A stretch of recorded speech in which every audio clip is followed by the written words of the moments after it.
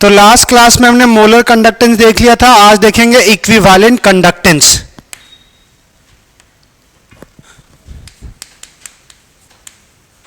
Equivalent conductance. Equivalent conductance क्या होता है वो समझना। जैसे लास्ट क्लास में हमने मोलर कंडक्टेंस अगर देखा था, तो मोलर कंडक्टेंस क्या था कि एक मोल इलेक्ट्रोलाइट्स के द्वारा कितना कंडक्टेंस ऑफर किया जाएगा, वही था मोलर कंडक्टेंस। अब यहां से देखो, यहां पे हमारे पास है इक्विवेलेंट कंडक्टेंस क्या होगा, 1 ग्राम इक्विवेलेंट। अच्छा, कभी सुने हो 1 ग्राम इक्विवेलेंट किसी कंसंट्रेशन टर्म्स में? नंबर ऑफ ग्राम इक्विवेलेंट्स किसमें? वैलेंसी फैक्टर में। वो कंसंट्रेशन टर्म है। कौन से कंसंट्रेशन में नंबर ऑफ ग्राम इक्विवेलेंट्स आपने पढ़ा था? नॉर्मेलिटी में। तो नॉर्मेलिटी बराबर क्या होता है, number of gram equivalents, number of gram equivalents divide by volume of solution. अब यहां से देखना, हमारे पास क्या है कि पहले वाले में क्या करे थे मोलर इक्विवेलेंस में, कि एक मोल हमारे पास जो होगा इलेक्ट्रोलाइट्स, वो हमारे पास जितना कंडक्टेंस ऑफर करेगा वही मोलर कंडक्टेंस था। K इंटू वी किए थे, क्योंकि जो हम लोग कंडक्टिविटी कंसिडर कर रहे थे वो एक ml में जो कंडक्टेंस ऑफर करेगा कंडक्टिविटी, अगर 2 ml होगा तो 2 टाइम्स। तो हमने कंसिडर कर लिया कि V वॉल्यूम है तो V टाइम्स हो गया। अब वहां पे हमारे पास सेम चीज यहां पे भी वही काम करेंगे कि हमारे पास जो अगर हम बात करें इक्विवेलेंट कंडक्टेंस की, तो हमारे पास number of 1 gram of equivalent conductance, sorry क्या क्या हम भी बोल रहे हैं,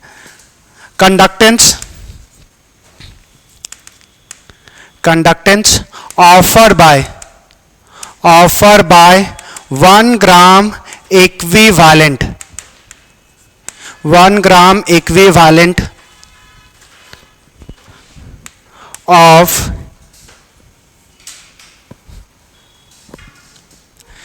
conductance offered by 1 gram equivalent of electrolyte in VmL solution is known as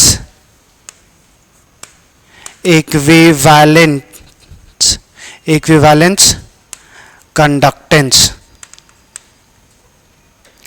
तो हमने बोला कि 1 ग्राम इक्विवेलेंट, अच्छा हमारे पास ग्राम इक्विवेलेंट कैसे निकालते हैं? ग्राम इक्विवेलेंट कैसे निकालते हैं? Given weight by equivalent weight, या फिर सीधा सिंपली क्या होता है कि वेट बाय हमारे पास मॉलिक्यूलर मास, ये नंबर ऑफ मोल्स हो गया। अब यहां से इसको मल्टीप्लाई कर दो वैलेंसी फैक्टर से, तो ये हो जाएगा हमारे पास नंबर ऑफ मोल्स को अगर वैलेंसी फैक्टर से मल्टीप्लाई कर दोगे, यही आ जाएगा नंबर ऑफ ग्राम इक्विवेलेंट्स। अब यहां से देखना, हम लोग जैसे मोलारिटी के टर्म्स में देखते थे, यहां पे भी जो ग्राम इक्विवेलेंट्स हमारे पास इक्विवेलेंट कंडक्टेंस है वो नॉर्मेलिटी के टर्म्स में देखेंगे। तो नॉर्मेलिटी के टर्म्स में देखेंगे तो फिर से वही कंसिडर करेंगे। अच्छा, यहां पे तो पहले एक फॉर्मूला आ जाएगा हमारे पास कि जो इक्विवेलेंट कंडक्टेंस होगा, ये इलेक्ट्रोलाइट्स का तो बता चुके थे, कैपिटल से बड़े लैम्डा, अगर इलेक्ट्रोलाइट्स का रिप्रेजेंट करना है कंडक्टेंस तो कैपिटल लैम्डा से, और आयंस का रिप्रेजेंट करना है तो स्मॉल लैम्डा से। तो हमारे पास equivalent conductance is equals to क्या हो जाएगा, कप्पा इनटू हमारे पास वॉल्यूम इन ml। ये भी मोलर कंडक्टेंस के लिए की लिखे थे। सेम अब बात करेंगे, जैसे अगर let n is normality of solution. अगर हम n कंसिडर करते हैं नॉर्मेलिटी ऑफ सॉल्यूशन, तो हम फिर वही से लिखेंगे कि हमारे पास, जैसे अगर बात कर रहे थे लास्ट क्लास में, अगर याद हो, अगर हमारे पास 2 मोलर सॉल्यूशन लिख रहे थे तो इसका मतलब क्या था कि 2 मोल्स हमारे पास सॉल्यूट 1 लीटर में डिसॉल्व होगा। तो अगर हम यहां से बात करेंगे 1 नॉर्मल अगर हमारे पास है, तो हमारे पास क्या होगा कि 1 ग्राम इक्विवेलेंस डिसॉल्व होगा 1 लीटर में। तो सेम चीज अगर हम नॉर्मेलिटी अगर हम कंसीडर कर रहे हैं कि किसी सॉल्यूशन का हमारे पास n नॉर्मेलिटी है, n is the normality of solution, कि सॉल्यूशन का नॉर्मेलिटी n है, n 1 2 3 4 वाला नंबर है। तो अब यहां से ऐसा लिख सकते हैं कि हमारे पास n gram equivalent dissolve in 1 litre को लिख सकते हैं 1000 ml। तो हमारे पास अगर V वॉल्यूम है तो उसका कंडक्टेंस क्या हो जाता है, कप्पा इंटू वॉल्यूम। तो अब ये जो वॉल्यूम इस वॉल्यूम में हम लोग कितना ग्राम इक्विवेलेंट से हम डिसॉल्व किए हैं, 1 ग्राम इक्विवेलेंस। तो फिर हम पता वही सेम काम करेंगे जैसे हम बात कर रहे थे कि मोलर इक्विवेलेंस क्या था, मोलर कंडक्टेंस क्या था, 1 मोल के द्वारा जो कंडक्टेंस ऑफर किया जाएगा। तो इक्विवेलेंट कंडक्टेंस क्या है कि 1 ग्राम इक्विवेलेंट कंडक्टेंस के द्वारा। तो यहां से अगर किसी का n gram equivalent conductance dissolve है 1000 ml में, तो हमारे पास 1 ग्राम इक्विवेलेंस कितने में डिसॉल्व होगा, 1 ग्राम इक्विवेलेंस डिसॉल्व इन हमारे पास कितना हो जाएगा 1000/n। वही सेम चीज। तो हमें पता चल गया कि कितने वॉल्यूम में 1 मोल डिसॉल्व है। तो अगर वॉल्यूम पता चल गया तो यहां वॉल्यूम को क्या कर देंगे, रिप्लेस कर देंगे। तो हमारे पास अब नया जो फॉर्मूला बनेगा, ये काहे छोटा नहीं हो रहा भाई, सब थ्योरी ही चेंज। चलो कोई बात नहीं। तो यहां से हमारे पास अब नया जो फॉर्मूला होगा वो क्या आ जाएगा, equivalent conductance is equals to kappa into हमारे पास क्या आ जाएगा 1000 डिवाइड बाय क्या आ जाएगा नॉर्मेलिटी। अब इसका अगर हम यूनिट देखें, अगर हमारे पास इसका यूनिट देखोगे तो इक्विवेलेंट कंडक्टेंस का यूनिट क्या आएगा, कप्पा का यूनिट क्या था, साइमन पर सेंटीमीटर। ये कॉपी पलटने की जरूरत नहीं होनी चाहिए, बताना है आपको। 1000 तो एक नंबर है हमारे पास, तो 1000 को कुछ करना नहीं है हमारे पास। नीचे देखो नॉर्मेलिटी का जो यूनिट आएगा, हमने अभी कुछ देर पहले फॉर्मूला लिखा था, number of gram equivalent dissolve in volume of solution. तो वॉल्यूम ऑफ सॉल्यूशन कितना लेते हैं, लीटर में लेते हैं, तो 1 लीटर होगा। तो यहां पे हमारे पास क्या आ जाएगा, number of gram equivalent, number of gram equivalence, इसको शॉर्ट में रख रहे हैं, और ये डिसॉल्व होना चाहिए पर लीटर में। अब देखो ये लीटर ऊपर चला जाएगा तो पावर -1 का +1, और इतने का जो हमारे पास है वो पावर 1 है, कुछ नहीं तो पावर 1 ऊपर जाएगा तो -1। तो हमारे पास इसका यूनिट क्या आ जाएगा, साइमन पर सेंटीमीटर लीटर पर नंबर ऑफ ग्राम इक्विवेलेंस। क्या बात समझ में आ गया, लिख लीजिए।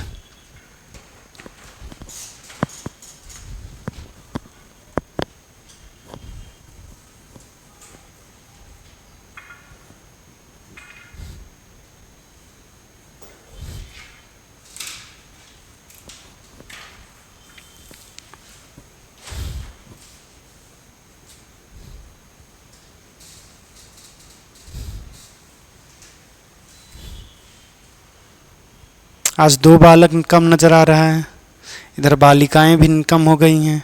एक दिन पानी गिरा सबका तबीयत खराब हो गया क्या?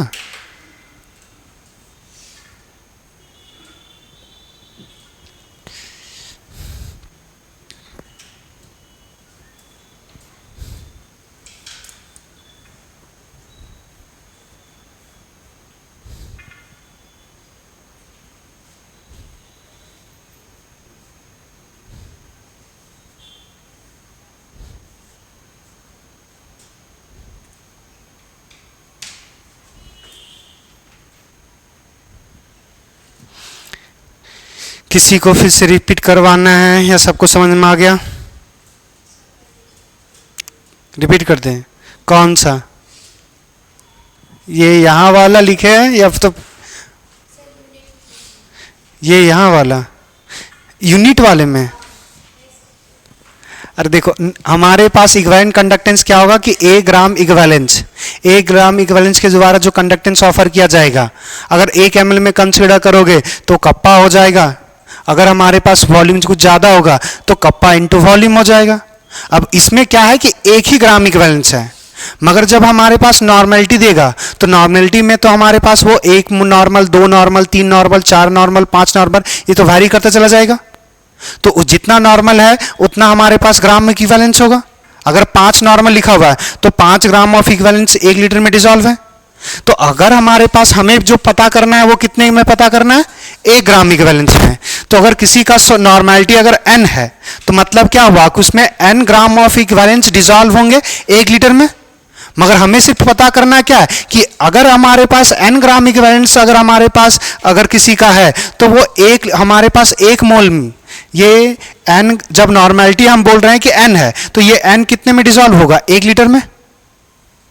n जो होगा वो 1 लीटर में डिसॉल्व होगा ना, मगर हमें निकालना है कितने के लिए, सिर्फ एक के लिए निकालना, 1 ग्राम ऑफ इक्विवेलेंस। तो यहां से हमने क्या लिखा कि n gram of equivalence dissolve होगा 1000 लीटर में। क्लियर? नॉर्मेलिटी बराबर तो यही होता है ना, normality is equals to number of gram equivalence divide by volume. तो अगर किसी के नॉर्मेलिटी n है तो n बाय हम 1 कर दिए, ऊपर वाला डिनोमिनेटर न्यूमरेटर के बराबर, डिनोमिनेटर डिनोमिनेटर के बराबर। तो वॉल्यूम जो होता है वो लीटर में होता है, तो यहां पे वॉल्यूम लीटर में। तो जब हमारे पास किसी का नॉर्मेलिटी n लिख रहे हैं तो हमारे पास क्या हो गया, n ग्राम ऑफ इक्विवेलेंस। ये कितने में डिसॉल्व होगा, कुछ नहीं है, तो नीचे हमारे पास क्या है, 1। तो 1 क्या है, 1 लीटर को लिख सकते हैं 1000 ml। हमें पता करना है 1 ग्राम इक्विवेलेंस में, तो 1 ग्राम इक्विवेलेंस में कितना 1 ग्राम इक्विवेलेंस कितने में डिसॉल्व होगा, 1000 बाय n। तो वही तो निकालना था। तो वॉल्यूम हमें पता चल गया, पहले कितना था कि n ग्राम डिसॉल्व था 1000 ml में, तो 1 ग्राम कितने में डिसॉल्व है, 1000 बाय n में। तो हमने बस वॉल्यूम पता चल गया कि 1 ग्राम कितने में डिसॉल्व है, तो यहां से वॉल्यूम को रिप्लेस कर दिया और पुट कर दिए। और बाकी बात यहाँ पे कप्पा का यूनिट साइमन पर सेंटीमीटर होता है, नॉर्मेलिटी का number of gram equivalence divided by volume आ जाएगा। तो वॉल्यूम हम लीटर में लिखेंगे तो ये यूनिट आ जाएगा। अगर इसको भी चेंज करना चाहोगे तो सेंटीमीटर में लिख सकते हो, जैसे अगर लीटर को ml में चेंज कर दें कोई फर्क। अगर इसको और चेंज करना चाहोगे, जैसे लीटर को यहाँ पे अगर हम ml में चेंज कर देंगे तब भी हमारे पास डायमेंशन में यूनिट में कोई फर्क नहीं आएगा, वो 1000 से मल्टीप्लाई हो जाएगा, उससे अलावा कुछ थोड़ी होगा। तो 1000 हमें को लेना देना नहीं है। दूसरा, अगर हमारे पास जब ml में आ जाएगा तो हमारे पास ml को लिख सकते हैं 1 सेंटीमीटर क्यूब। तो अगर 1 सेंटीमीटर क्यूब करेंगे तो हमारे पास क्या आ जाएगा, ये 1 सेंटीमीटर माइनस है, लीटर को चेंज करोगे सेंटीमीटर में है तो हमारे पास सेंटीमीटर क्या हो जाएगा, क्यूब। और ये क्या हो जाएगा, पर इक्विवेलेंस लिख सकते हैं, डायरेक्ट शॉर्ट फॉर्म में पर इक्विवेलेंस करें, इसका पावर 3 और इसका पावर -1। तो ये क्या आ जाएगा हमारे पास, साइमन सेंटीमीटर स्क्वायर पर इक्विवेलेंट।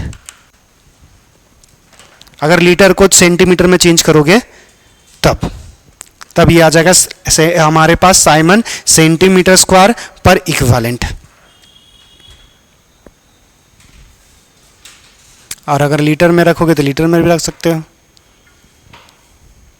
आपको जिसमें अच्छा लगे। चलिए, हो गया क्लियर है अब।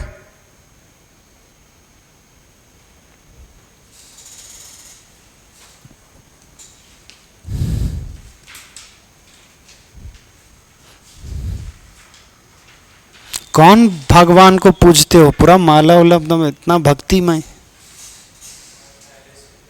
पहले से, मतलब भक्तिमय कुछ ज़्यादा हो गया है।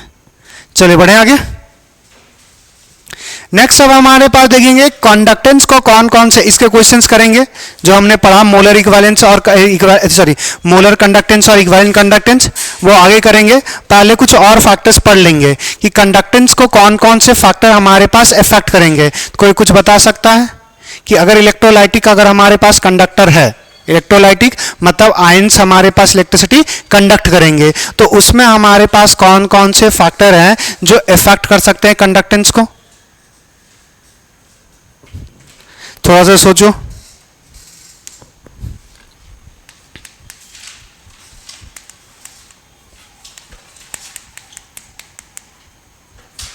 फैक्टर्स अफेक्टिंग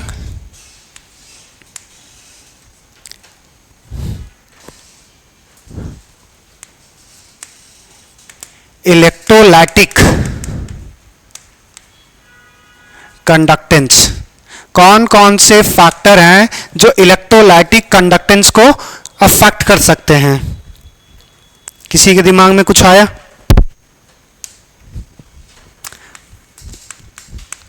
पहला जो होगा वो नेचर ऑफ इलेक्ट्रोलाइट्स। इलेक्ट्रोलाइट्स का नेचर पे डिपेंड करेगा। कितने टाइप्स के इलेक्ट्रोलाइट्स होते हैं? कौन कौन से? अरे बोलना।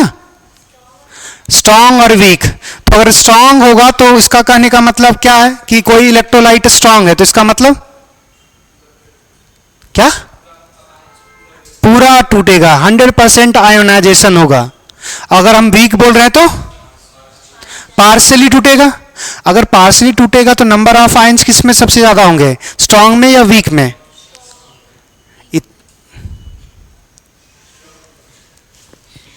कौन सा नशा? सब ठीक है हालत? सुनना, अगर हमारे पास जैसे मान के चलो कि जैसे HCl है, एक ही टाइप का स्पीसीज समझना, HCl, और दूसरा हमारे पास है एसिटिक एसिड। ये टूटेगा तो H प्लस और Cl माइनस में, ये टूटेगा तो हमारे पास H प्लस और हमारे पास एसीटेट आयन में। इसमें कोई प्रॉब्लम? ये भी टूटेगा दो, ये भी टूटेगा तो दो। मगर प्रॉब्लम क्या है कि ये हमारे पास क्या होगा, 100% डिसोसिएट करेगा। तो अगर 1 मोल लेंगे तो कितना मिलेगा? अगर हमने 1 मोल लिया, या इसको मान लेते हैं 100 मोल ले लिया, 1 मोल लिख लिया फिर 100 कर रहे हैं वक्त, हमारे पास 100 मोल लिया तो इसका कितना मिलेगा? ये भी हमारे पास 100 मोल मिलेगा, और ये भी हमारे पास कितना मिलेगा? 100 मोल। तो टोटल कितना हो जाएगा? 200। अब अगर इस केस में लेंगे, अगर मान के चलो ये हमारे पास 100 मोल लेंगे, तो ये 100 मोल में चेंज होगा?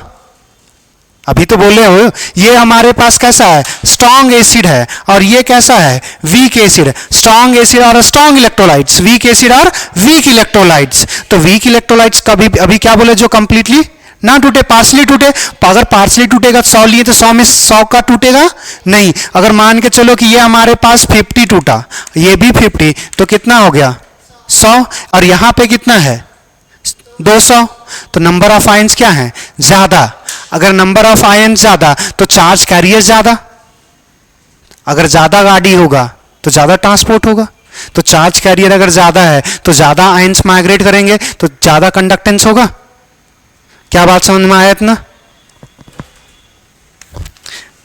समझ में आ गया वाली के? ये गलती से बोल दी थी या सच में नहीं समझ में आया था इस वजह से बोली थी? जो भी हो, अब गलती मत करना। चलो, नेचर ऑफ इलेक्ट्रोलाइट्स हमारे पास ऐसा बोल सकते हैं कि strong electrolytes, electrolytes have high conductance,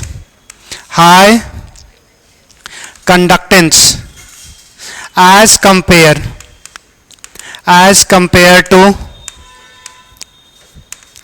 weak electrolyte due to high number of ions in strong electrolyte। और लिखना चाहते तो as compare to weak electrolyte. Weak electrolyte से कंपेरिजन में हमारे पास स्ट्रॉन्ग इलेक्ट्रोलाइट पे नंबर ऑफ आयन ज्यादा होगा तो कंडक्टेंस ज्यादा होगा। क्लियर? तो सीधा सिंपल स्ट्रॉन्ग इलेक्ट्रोलाइट्स का कंडक्टेंस ज्यादा, वीक का कम। और बोलो, किसी के पास कोई भी नहीं है फैक्टर्स, कुछ भी तो बोलो। टेम्परेचर बहुत अच्छा है। टेम्परेचर क्या करेगा?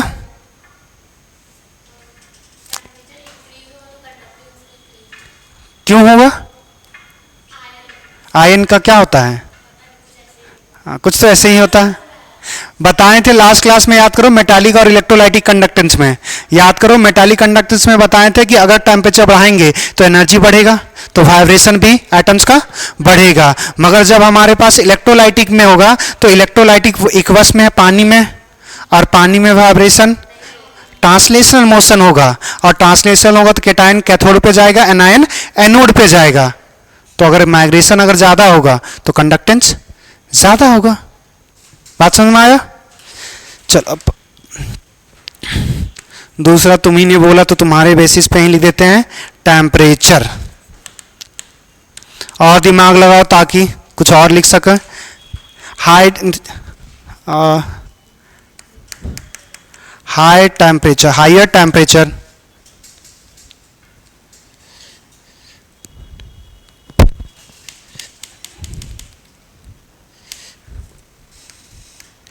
as we increase the temperature,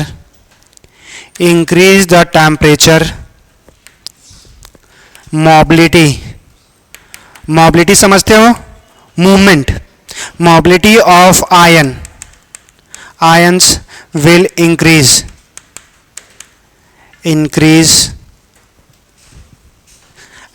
so conductance will increase।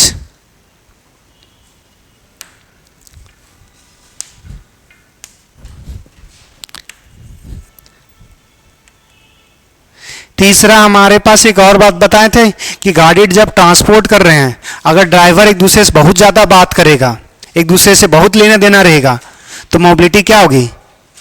घटेगी या बढ़ेगी? घटेगी। तो उसी चीज़ को एक टर्म से बोले थे inter ionic force of attraction.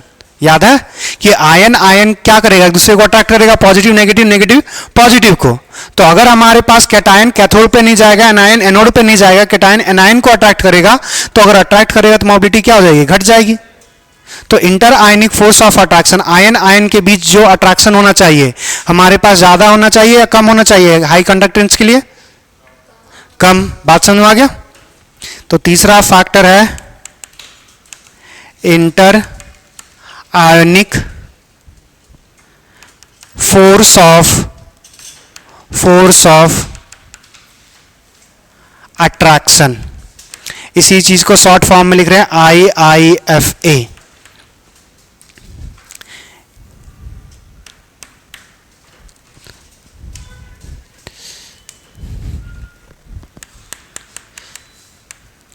Higher inter ionic force of attraction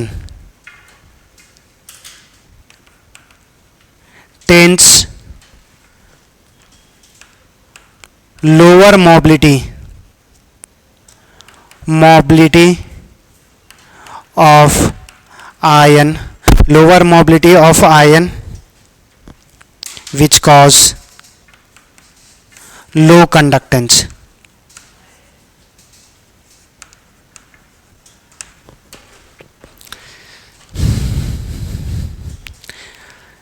physics में एक टर्म्स पढ़े होंगे विस्कोसिटी। किसी को पता है क्या होता है? हाँ, फ्लूइड, बहुत अच्छा। इतना तो कम से सही है कि फ्लूइड्स पे लगता है। क्या होता है फ्लूइड पे? हाँ, बहता है। किसके कंपेयर में? बहुत अच्छे। और तू बोलो। विस्कोसिटी बढ़ जाएगा। उल्टा, टेम्परेचर बढ़ाएंगे विस्कोसिटी घट जाएगा। अभी समझाएंगे। और किसी को कुछ बोलना है विस्कोसिटी का? और किसी को कुछ idea? Higher inter ionic force of attraction IIFA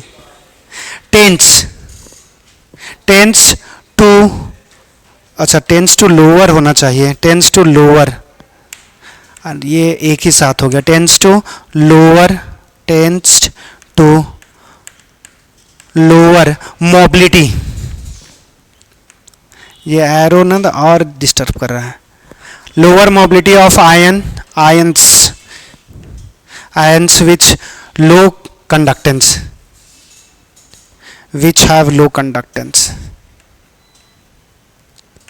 which have low conductance. देखो मोबिलिटी क्या होता है कि जब एक लिक्विड फ्लो करता है, जैसे अगर हम सीधा सिंपल सा समझना कि अगर आप पानी बह रहा है तो पानी का ऊपर का लेयर ना बहुत स्पीड से बहेगा, मगर नीचे का मूवमेंट कम होता है। तो पानी का लेयर क्या करता है, दूसरे लेयर को है सो फ्रिक्शन जनरेट करता है, उसके मूवमेंट को अपोज करता है। यही है विस्कोसिटी।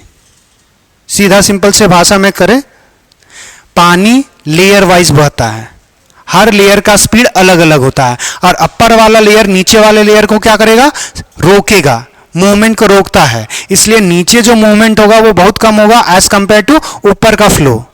क्लियर?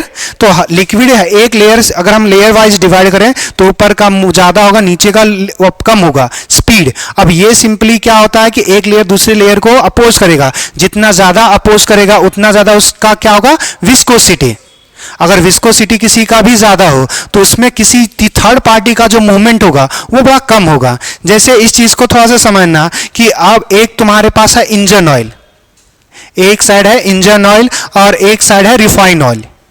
अब तुमने क्या किया कि एक छोटा सा कंकड़ उठाया, एक इंजन ऑयल में डाला और एक है सो रिफाइंड ऑयल में डाला, दोनों में डाला और दोनों का हाइट सेम रखा। तुमको क्या लगता है पार्टिकल जो होगा, जो हमने जो भी ईटा पक्खल जो भी डाला, वो सबसे जल्दी नीचे किस में आएगा? कौन से? दोनों तो इंजन ऑयल है मस्त। कौन सा? इंजन ऑयल को छोड़ करके। इंजन ऑयल में क्या होगा कि उसमें ऐसा विस्कोसिटी ज्यादा होती है तो मूवमेंट कम होगा, और हमारे पास रिफाइंड ऑयल में वो उसकी विस्कोसिटी कम होती है। कम होगी तो वो इजीली क्या करेगा, मूव करेगा। विस्कोसिटी अगर कम होगी तो वो अपोज भी क्या करेगा, कम करेगा, और जिसमें विस्कोसिटी ज्यादा होगा वो अपोज भी ज्यादा करेगा। अगर अपोज ज्यादा करेगा तो मूवमेंट क्या होगा, कम। तो जितना ज्यादा विस्कोसिटी हाई होगा, जैसे उसने हनी का एग्जांपल दिया, अगर हनी और पानी ले लेंगे और दोनों में मान के चलो 1 रुपए का कॉइन या 10 रुपए का कॉइन अगर डालेंगे, पानी में देखोगे इजिली ड्रॉप हो जाएगा जल्दी, मगर अगर हनी में डालेंगे तो इजिली वो टाइम लगेगा। तो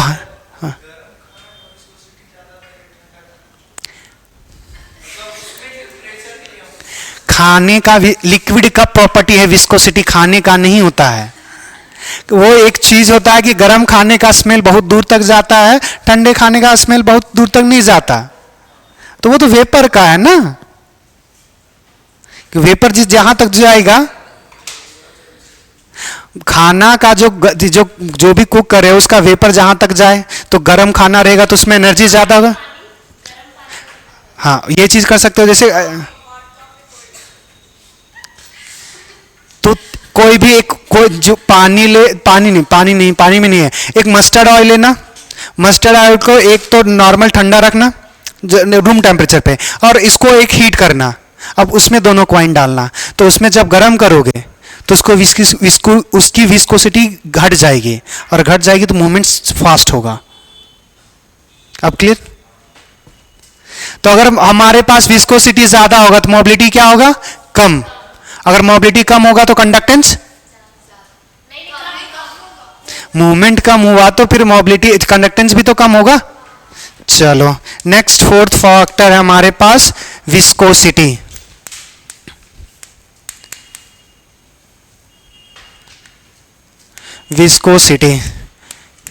विस्कोसिटी अब यहां से देखना हमारे पास क्या आ जाएगा, higher the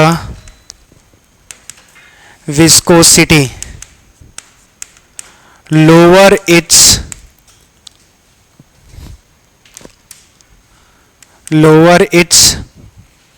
mobility which cause low conductance.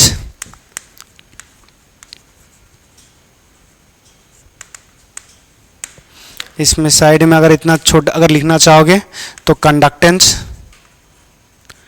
Conductance inversely proportional to viscosity.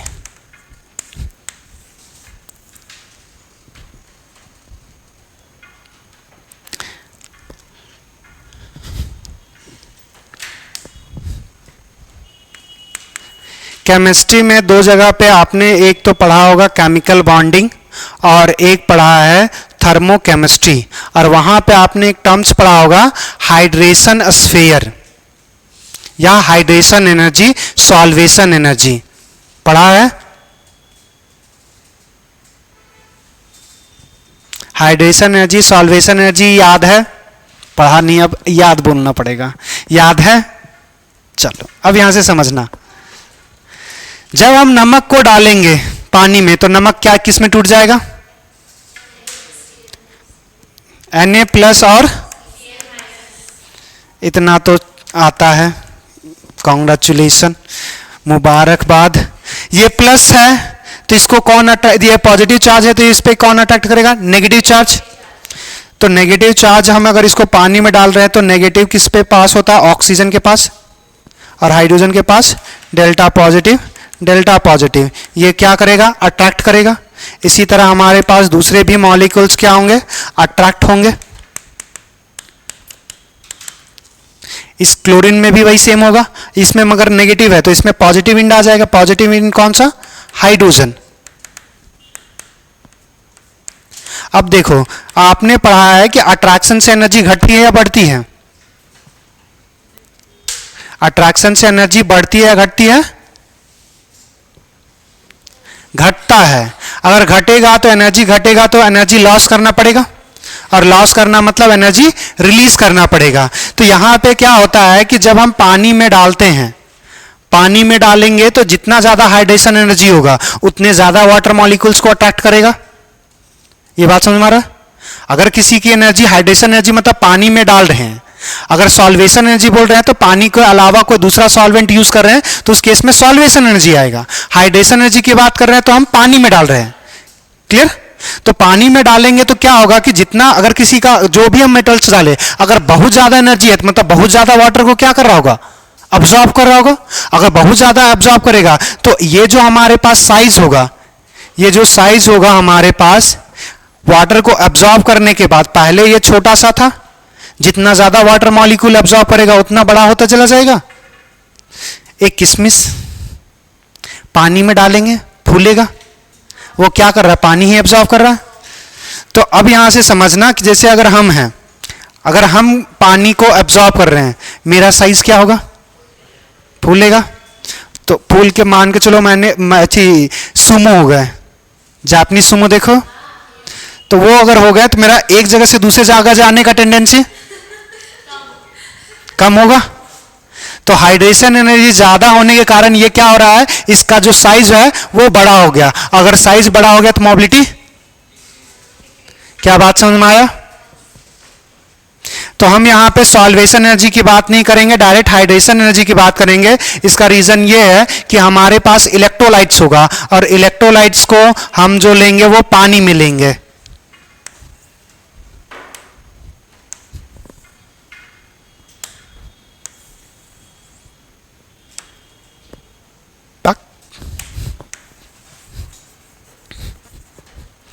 तो नेक्स्ट पॉइंट है हमारे पास हाइड्रेशन एनर्जी, या फिर लिख ही लो सॉल्वेशन, हाइड्रेशन या सॉल्वेशन। हमारे पास जितना हाइड्रेशन, किसी भी मॉलिक्यूल्स का जितना ज्यादा किसी मॉलिक्यूल्स नहीं, इलेक्ट्रोलाइट्स की बात करेंगे, जिस इलेक्ट्रोलाइट्स का जितना ज्यादा हाइड्रेशन हाई होगा उसका हाइड्रेशन स्फीयर, जो पानी अब्सॉर्ब करने के बाद जो, क्योंकि एटम्स को क्या कंसीडर करते हो? स्फीयर कंसीडर करते हो। पानी अब्सॉर्ब करेगा तो स्फीयर का साइज बड़ा हो जाएगा। तो जितना बड़ा हमारे पास, जितना ज्यादा हाइड्रेशन होगा उतना ज्यादा उसका हाइड्रेशन स्फीयर होगा, और अगर हाइड्रेशन स्फीयर का साइज बढ़ा तो मोबिलिटी घटेगा, और मोबिलिटी घटा तो कंडक्टेंस। बहुत अच्छा, कम से कम अब तो सही हो। तो हमारे पास क्या है? High hydration, hydration leads to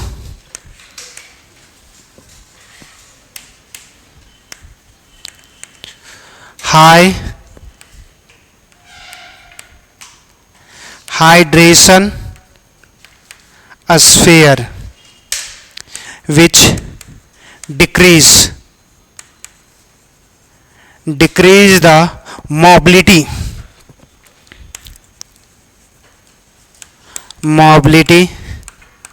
of ion.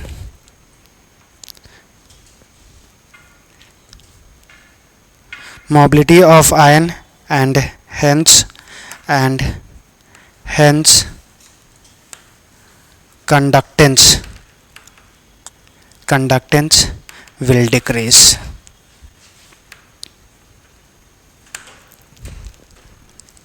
क्या बात समझ में आ गया? अरे हाँ या ना बोलो कम से कम. टेम्परेचर लिखवा लिए थे. नेक्स्ट एक फैक्टर पड़ेगा डाइल्यूशन. डाइल्यूशन मतलब क्या होता है? बोल अलग. डाइल्यूशन, डाइल्यूट करना.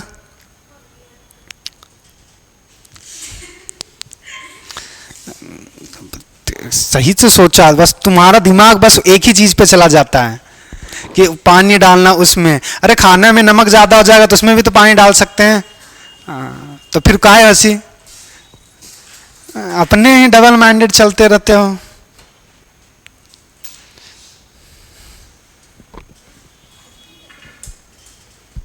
हो गया.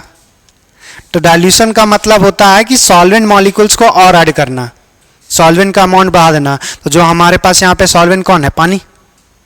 तो अगर हम डाइल्यूशन करेंगे तो क्या होगा वो देखेंगे. अब डाइल्यूशन देखेंगे हमारे पास तीन तरीके से. एक तो कंडक्टेंस, एक हमारे पास कंडक्टिविटी पर, मोलर कंडक्टेंस, इक्विवेलेंट कंडक्टेंस. ये इन पर चर्चा करेंगे. तो डाइल्यूशन का सिर्फ कंडक्टेंस पे नहीं देखेंगे, सारे बातों पर देखेंगे. क्लियर यहां तक? चलिए बढ़े आगे. लिख ली वाली के?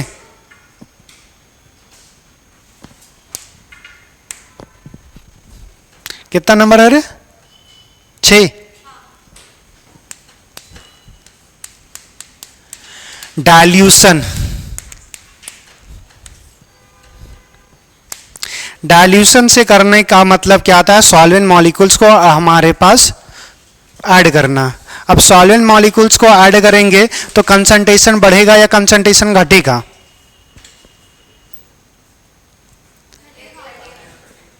इतना तो समझ में आता है. फीका हो रहा है मतलब घट रहा है. तो अगर घट रहा है तो यहां से यहां पे हम आपने पढ़ा होगा सॉरी हाँ कौन सा है? आयनिक इक्विलिब्रिया. आयनिक इक्विलिब्रिया में पढ़ा होगा डिग्री ऑफ डिसोसिएशन, कंसंट्रेशन का इंपैक्ट डिग्री ऑफ डिसोसिएशन पर. क्या होता है? कंसंट्रेशन अगर घटेगा तो डिग्री ऑफ डिसोसिएशन घटेगा या बढ़ेगा?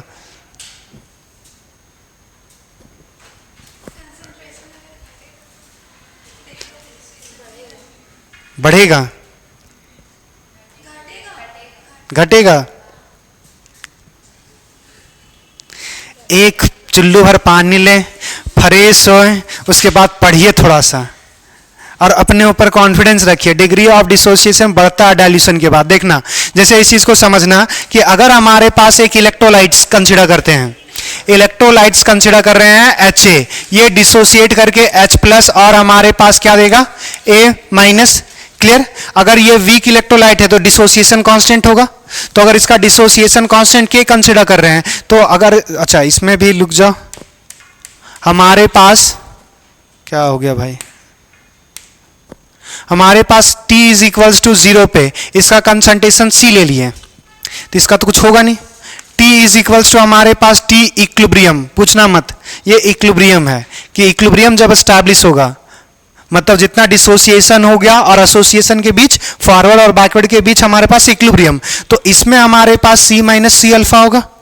1 में अल्फा रिएक्ट करता है तो C में C अल्फा रिएक्ट करेगा. तो इसका अगर 1 मोल बनता है, इसका 1 मोल रिएक्ट करेगा तो इसका भी 1 मोल और इसका भी 1 मोल. तो इसमें रिएक्ट कितना कर रहा है? C alpha. तो इसका भी C अल्फा और इसका भी C अल्फा. तो अगर डिग्री ऑफ डिसोसिएशन अगर हम K मान रहे हैं तो कंसंट्रेशन ऑफ H+ और concentration of A- divide by concentration of HA. इसको हम डायरेक्ट लिखें कि C alpha into C alpha divide by इसका कंसंट्रेशन C - C अल्फा होगा. ये बात समझ में आता है? किसी को कोई प्रॉब्लम? अरे हाँ या ना बोलो कम से कम. तो यहां से अगर हमारे पास करेंगे तो C का स्क्वायर 2 बार है और अल्फा 2 बार है तो अल्फा का स्क्वायर. ये हमारे पास क्या है कि दोनों में C कॉमन है, C कॉमन ले ले. 1 - अल्फा, C से C कैंसिल, C. अब हमारे पास क्या बचा? C alpha square by 1 - alpha.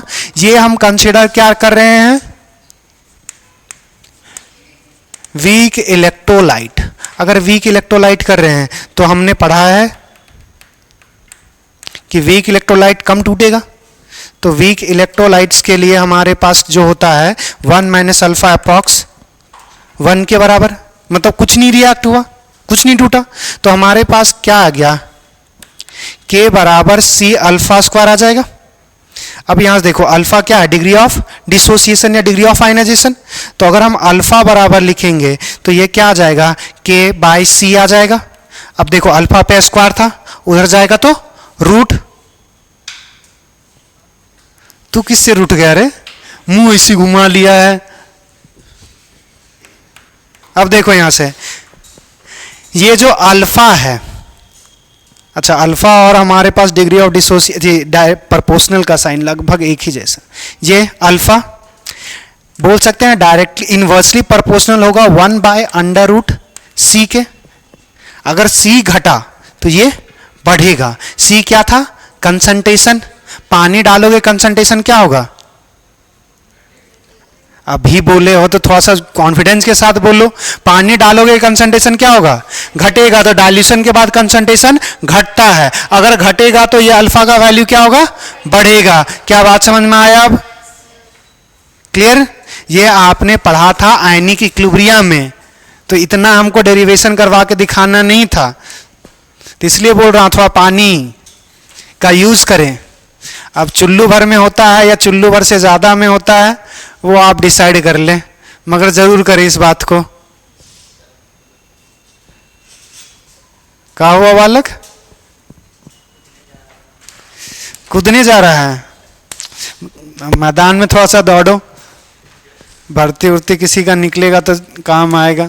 देखो यहां से हमने यहां से देख लिया कंसंट्रेशन और हमारे पास डिग्री ऑफ, अब ये तो किसके लिए बात किया हमने, स्ट्रॉन्ग इलेक्ट्रोलाइट पे डिग्री ऑफ डिसोसिएशन का इंपैक्ट क्या पड़ेगा, स्ट्रॉन्ग इलेक्ट्रोलाइट का डिग्री ऑफ डिसोसिएशन 100%, तो पहले जो टूट चुका है पानी डालोगे और टूटेगा,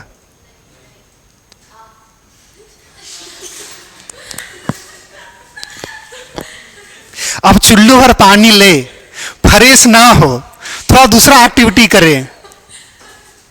हम बोल रहे हैं कि पहले से जो टूट चुका है और टूटेगा, ये पेन है कि आधा में टूट गया, अब इसको 1/4 वाले में भी तोड़ेंगे।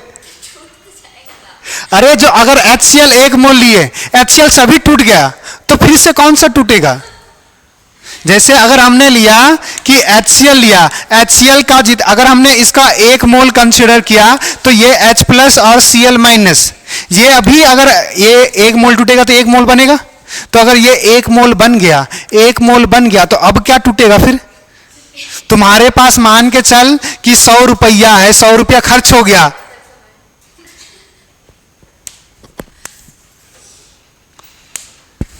आगे देखें।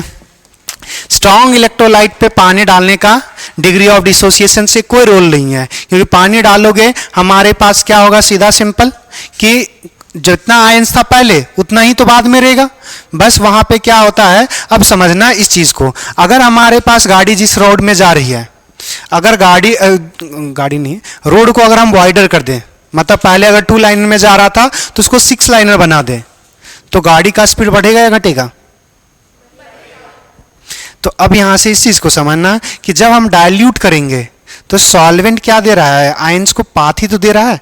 अगर जब हमारे पास कंसंट्रेशन हाई होगा तो बहुत सारे आयंस होंगे, भीड़ भीड़ भीड़ होगा, इकट्ठा अगर जब मूव करेंगे तो एक दूसरे को अपोज करेंगे। मगर अब पानी बहुत ज्यादा डाल दिए तो मतलब सॉल्वेंट से तुम सॉल्यूट का अमाउंट कम है, सॉल्वेंट का अमाउंट ज्यादा, तो मतलब ऐसा अब वो मूव करने के लिए पूरा होगा स्पेस, तो इजिली मूव कर पाएगा। अगर इजिली मूव कर पाएगा तो स्ट्रॉन्ग इलेक्ट्रोलाइट रहे या वीक इलेक्ट्रोलाइट, पानी डालने के बाद कंडक्टेंस बढ़ेगा। स्ट्रॉन्ग इलेक्ट्रोलाइट में क्यों बढ़ा, क्योंकि हमारे पास मोबिलिटी बढ़ गया। और वीक इलेक्ट्रोलाइट्स में क्यों बढ़ा, क्योंकि वहां पे नंबर ऑफ आयंस बढ़ गए। बात समझ में आया। ज्यादा इंपैक्ट किस में देखने को मिलेगा, ज्यादा इंपैक्ट स्ट्रॉन्ग इलेक्ट्रोलाइट में देखने को मिलेगा या वीक में।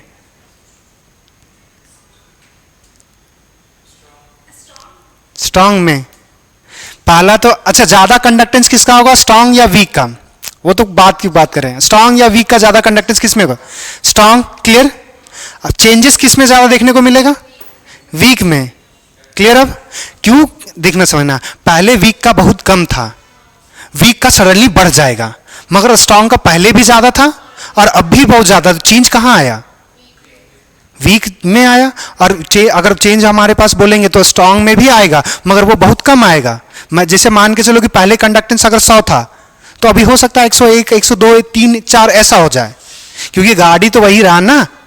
तो गाड़ी का कितना स्पीड बढ़ा दोगे? अगर गाड़ी का नंबर, अगर गाड़ी मान के चलो कि यहाँ से हमको कहीं जाना, धनबाद जाना है, अगर हमारे पास एक गाड़ी है और किसी के पास 10 गाड़ी है, वो भले एक गाड़ी बहुत स्पीड चले, 10 गाड़ी का मुकाबला थोड़ी कर पाएगा। तो चेंजेस ज्यादा देखने को मिलेगा हमारे पास वीक में, मगर तब भी हाई कंडक्टेंस किसका होगा? स्ट्रॉन्ग इलेक्ट्रोलाइट्स का। तो हमारे पास dilution, as the dilution increases. अच्छा, इसमें हम दो पार्ट्स डिवाइड कर दे रहे हैं, एक हमारे पास स्ट्रॉन्ग इलेक्ट्रोलाइट्स के लिए और दूसरा जो हम कर रहे हैं वो वीक इलेक्ट्रोलाइट्स के लिए। ये हमारे पास जो रीजन है वो हमारे पास स्ट्रॉन्ग के लिए है और ये स्ट्रॉन्ग इलेक्ट्रोलाइट्स।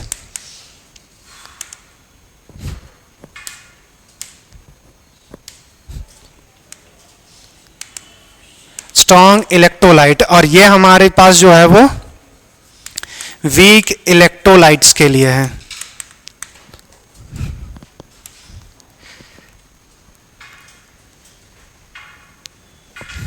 तो सबसे पहला जो हम लोग बात कर रहे हैं वो हम बात कर रहे हैं कंडक्टेंस का। कंडक्टेंस का, तो कंडक्टेंस की अगर हम बात कर रहे हैं तो स्ट्रॉन्ग में भी इंक्रीज होगा, वीक में भी इंक्रीज होगा और स्ट्रॉन्ग में भी इंक्रीज होगा।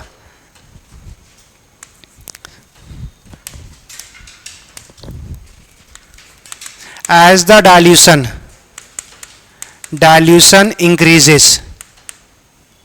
increases number of ion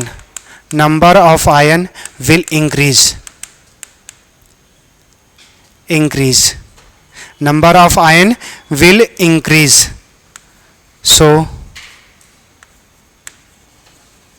conductance also increase।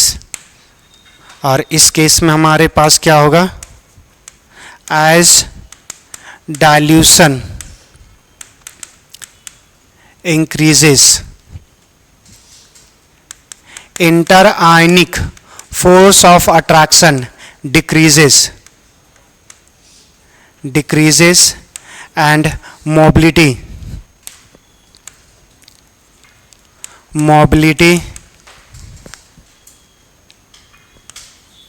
also increases. So conductance will increase।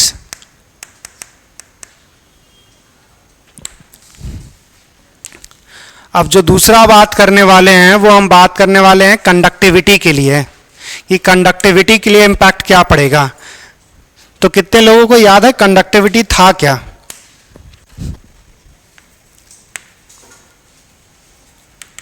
Conductivity क्या था? क्या था कंडक्टिविटी? अरे बोल।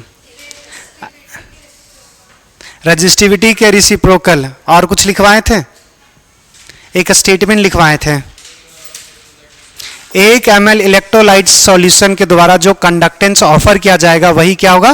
कंडक्टिविटी। 1 ml solution. क्लियर? अब यहां से देखना, जब हमारे पास कंडक्टिविटी क्या होता है कि हमारे पास 1 ml में जितने आयंस होंगे उस हिसाब से कंडक्टिविटी शो करेगा। अब यहां से देखो, जब पानी डालोगे तो वीक इलेक्ट्रोलाइट्स में आयंस के नंबर बढ़ेंगे, स्ट्रॉन्ग में हमारे पास एज इट इज सेम होगा। मगर ऐसा नहीं कि पानी हम डबल करेंगे तो आयंस के नंबर डबल हो जाएंगे, ऐसा नहीं होता। गौर से देखो, लीनियर इक्वेशन नहीं है। जो डिग्री ऑफ डिसोसिएशन है वो हमारे पास inversely proportional to square root है। तो अगर हमारे पास कंसंट्रेशन अगर हमारे पास बहुत ज्यादा घटाएंगे तब हमारे पास ये क्या होगा? अल्फा का वैल्यू इंक्रीज करेगा। तो ऐसा नहीं कि हम, जैसे अगर पहले 1 लीटर था, 1 लीटर में मान के चलो कि 10,000 आयंस थे, 2 लीटर कर देंगे तो 20,000 नहीं होगा, वो 10,000 से बढ़ के 12,000 13,000 हो सकता है, डबल के रेशियोस में नहीं बढ़ेगा। तो हमारे पास क्या है कि पर एमएल में पर एमएल में जो हमारे पास नंबर ऑफ आयंस होगा ना वो घट जाएगा, और इसमें तो कुछ हो ही नहीं रहा, स्ट्रॉन्ग इलेक्ट्रोलाइट्स में तो डिसोसिएशन हो नहीं रहा। तो अगर पहले से मान के चलोगे कि इसमें 10,000 था तो पानी डालने के बाद भी 10,000 रहेगा, क्योंकि फर्दर तो डिसोसिएशन नहीं होगा। मगर 1 ml में जो होगा नंबर ऑफ आयंस क्या हो जाएगा, घट जाएगा। क्या ये बात समझ में आया? तो दोनों में पर ml हमारे पास जो पर ml आयंस जो होगा वो घट जाएगा, तो कंडक्टेंस हमारे पास क्या हो जाता है, कंडक्टिविटी दोनों के केस में घटेगा। क्या बात समझ में आया? अच्छा, दोनों में ज्यादा किसका घटेगा?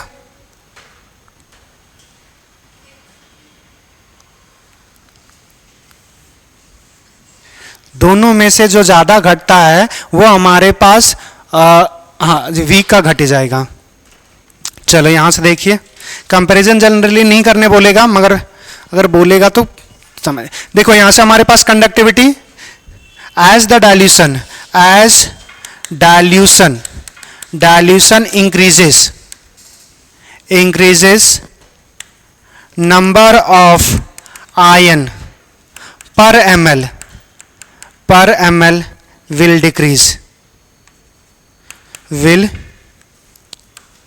decrease, घटेगा। So conductance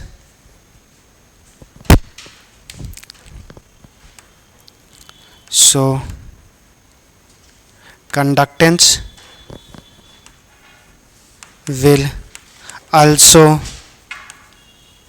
decrease।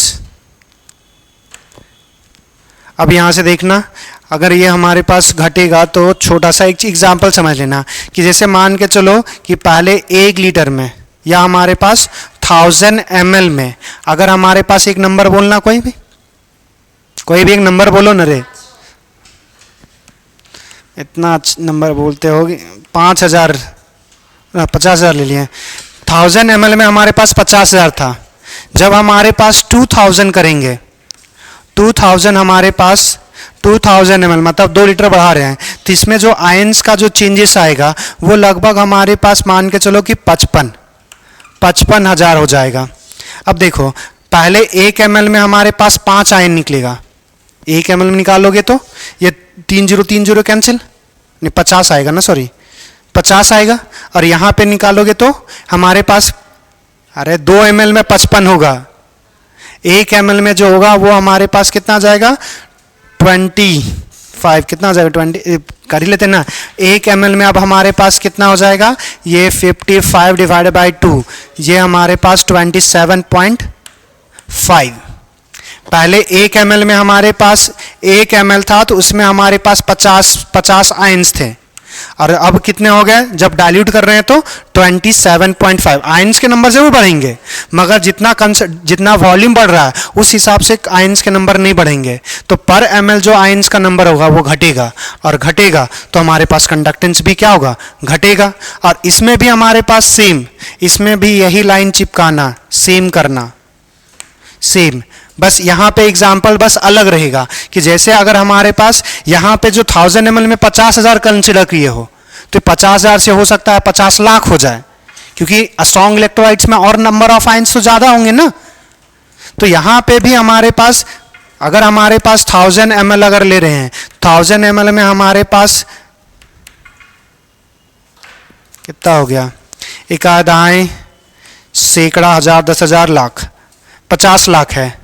तो अगर हम 2000 ml कर देंगे तो ये तब भी कितना होगा, हमारे पास 50 लाख ही होगा। तो हमारे पास नंबर ऑफ पर ml घट गया, पर ml अगर घट गया तो हमारे पास आयंस के नंबर इसमें ही ज्यादा होंगे, स्ट्रॉन्ग में ही ज्यादा होंगे, मगर हमारे पास क्या होगा कि दोनों में पर ml के हिसाब से नंबर ऑफ आयंस घट जाएंगे, और घट जाएंगे तो कंडक्टिविटी दोनों को घट जाएगा। और लास्ट एक छोटा लिख लो, एक फैक्टर आ जाएगा, छोटा सा बच गया, मोलर कंडक्टेंस। और हम ये लिख रहे हो क्या, नहीं लिख रहे तो फिर इरेज करके यहीं लगाते हैं। साइड में बस ये रिलेशन लिख लेना, alpha is equals to √k/c, कम से कम इतना लिख लेना।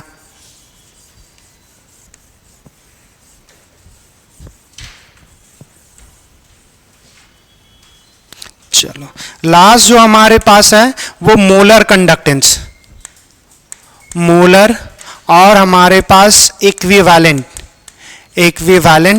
कंडक्टेंस की बात करेंगे। इसमें हमारे पास ये कंडक्टेंस ऐसा ही है, ये गौर से देखो तो कंडक्टेंस है बस 1 मोल और 1 ग्राम इक्विवेलेंस का है, तो ये कंडक्टेंस इस पे डिपेंड कर जाएगा। तो as the dilution increases conductivity increases, बस इतना ही लिख लो। इसमें दोनों में भी सेम ही होगा, एज द डाइल्यूशन इंक्रीजेस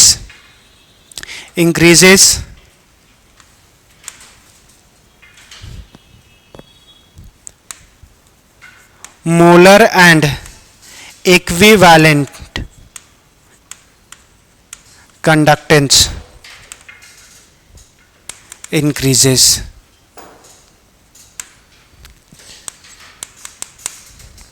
लिख लीजिए।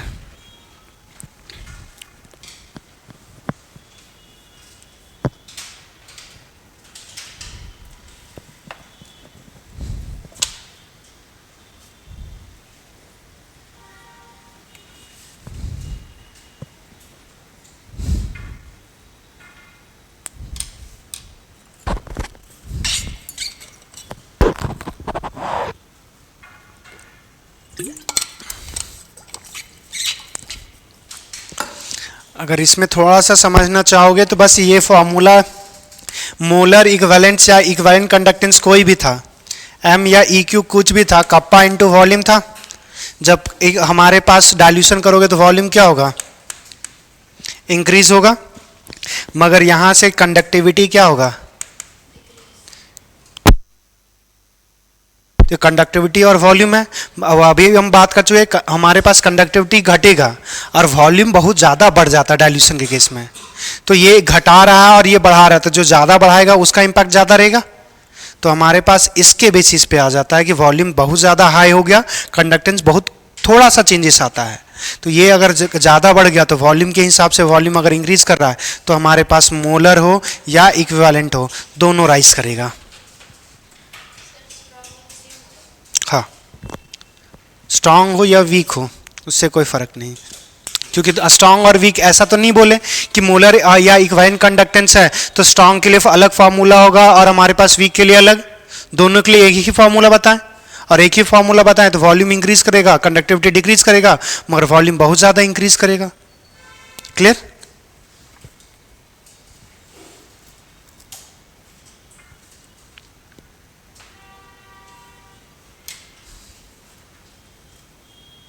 क्या देख रहे हैं, अखियों के झरोख के ऐसी करेगा।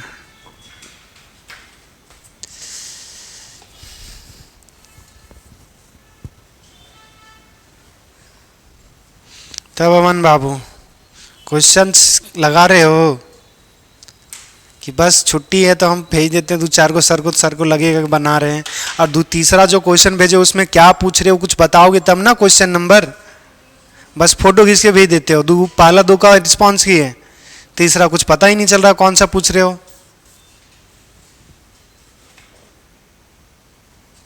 अरे बोलो, बगल वाली को कम पता है, हमको ज़्यादा पता है, बोल। यहाँ पे अभी लिखवाए हैं बालिके, as the dilution increases number of ion per ml will decrease, so conductance की जगह सॉरी कंडक्टिविटी लिखना, कंडक्टिविटी विल डिक्रीज। तो कंडक्टिविटी डिक्रीज करवा रहे हैं और वॉल्यूम इंक्रीज करवा रहे हैं, बस यही है कि वॉल्यूम बहुत ज़्यादा बढ़ा रहे हैं और कंडक्टिविटी थोड़ा हमारे पास चेंजेस करवा रहे हैं। हो गया, बढ़े आगे। चल, एक तो लेट से आती है, ऊपर से बोले जल्दी छुट्टी है। अगर जल्दी छुट्टी चाहिए, अगर मेरा लास्ट क्लास है तो बाहर मत जाइए, आराम से बैठिए, जल्दी छोड़ देंगे। नेक्स्ट अब हमारे पास है क्वेश्चन। देखो, हम आपको बताना है कि किस केस में हमारे पास सबसे ज्यादा कंडक्टेंस होगा। Find out which electrolyte show maximum conductance if they all have identical concentration. सबके पास यहाँ पे कुछ इलेक्ट्रोलाइट्स लिखूंगा और सारे इलेक्ट्रोलाइट्स के पास आइडेंटिकल कंसंट्रेशन है, तो आपको बताना है किस इलेक्ट्रोलाइट्स का आपका जो कंडक्टेंस होगा वो मैक्सिमम होगा. पहला हमारे पास है, क्या बोली, जोर से बोल, वही एग्जाम्पल लिखेंगे, कुछ तो बोली. फर्स्ट हमारे पास है HCl, दूसरा है हमारे पास एसिटिक एसिड, तीसरा है हमारे पास H3PO4 और चौथा दे दिया हुआ है कांट से. बता ही नहीं पाएंगे. फर्स्ट किस बेसिस पे, फर्स्ट किस बेसिस पे, अरे बोलो, कॉन्फिडेंस रखना. गलत होगा सही होगा वो बात की बात है.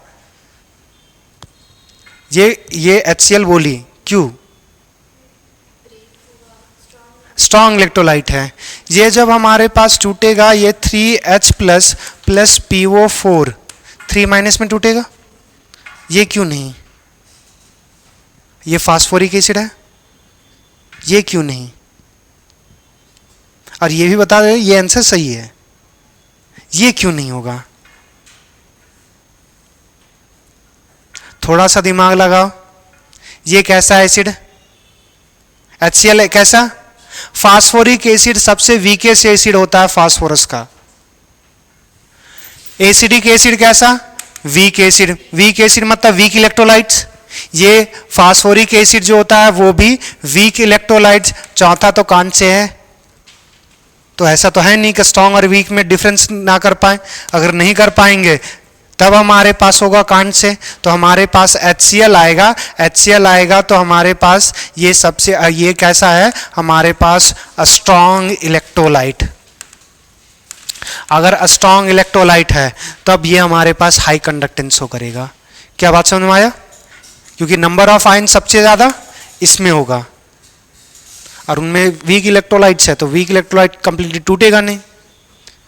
चलो, ये हमारे पास था फर्स्ट. अच्छा, फर्स्ट ए मान के चलते हैं, ए ऑप्शन में था. आपका सेकंड में, सेकंड क्या है, फिर बी कंसिडर कर लेते हैं. बी में अगर ये सही बता दोगे अबर तो फिर छुट्टी, अगर नहीं सही बताए तो मतलब 5 मिनट और खींचेंगे. चलो, बी में हमारे पास जो ऑप्शन है वही बताना आपको. मैक्सिमम कर दिया हमारे पास कंडक्टेंस दिया हुआ है 110, ठीक है. हमारे पास 0.1 एसिडिक एसिड, फिर दिया हुआ है हमारे पास 0.01, अच्छा ये मोलर है, मोलैरिटी एसिडिक एसिड. फिर दिया हुआ है 0.001 मोलर एसिडिक एसिड. और तीसरा दे दिया हुआ है ये हमारे पास फर्स्ट, ये सेकेंड, ये थर्ड और फोर्थ दिया हुआ है ऑल आर आइडेंटिकल. इसमें बताइए, मैक्सिमम बताना है तो या तो सबका होगा या तो किसी एक का होगा ना. 3 to 1 का बोल रही है मैक्सिमम.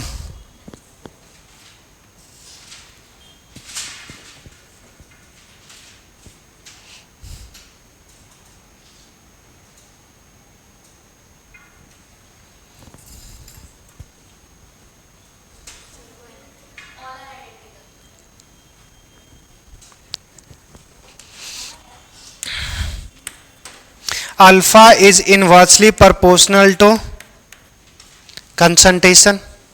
तो जितना ज्यादा कंसंट्रेशन कम करेंगे उतना डिग्री ऑफ आयोनाइजेशन बढ़ेगा. तो सबसे कम कंसंट्रेशन इसका है, मतलब सबसे ज़्यादा आयन्स इसके टूटे होंगे। अगर सबसे ज़्यादा आयन इसके टूटे होंगे तो सबसे ज़्यादा आयन इसमें होगा। बात समझ में आया? अब यहां से अच्छा कंडक्टेंस इसका ज़्यादा होगा, कंडक्टिविटी कंडक्टिविटी सबसे ज़्यादा किसका होगा?